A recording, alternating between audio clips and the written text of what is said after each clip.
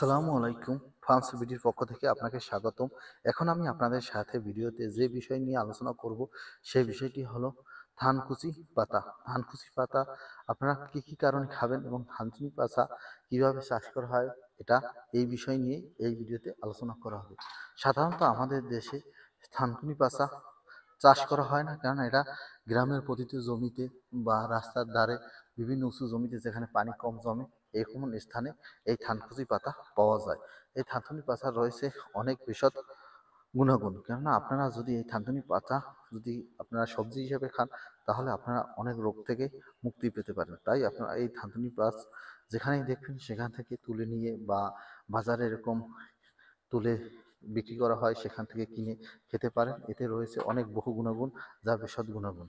এই এই থানকুনি পাতা অনেক সময় ডায়াবেটিস নিয়ন্ত্রণ করে, বদহজম হজম বা পেট খারাপ থাকলে সেটা ভালো করে। এই থানকুনি পাতা সবসময় হজম শক্তির জন্য কাজ করে থাকে। এছাড়া রক্তচাপ কমায়, অনেকের গ্যাস্ট্রিকের সমস্যা থাকলে এই সমস্যাগুলো সমাধান করে। এই থানকুনি পাতা আপনারা বিভিন্নভাবে খেতে পারেন, যেমন যে কোনো সবজির সাথে মিশিয়ে রান্না করেও খেতে পারেন, অনেক সময় এটা কাঁচা ভর্তা আকার করেও খেতে পারেন।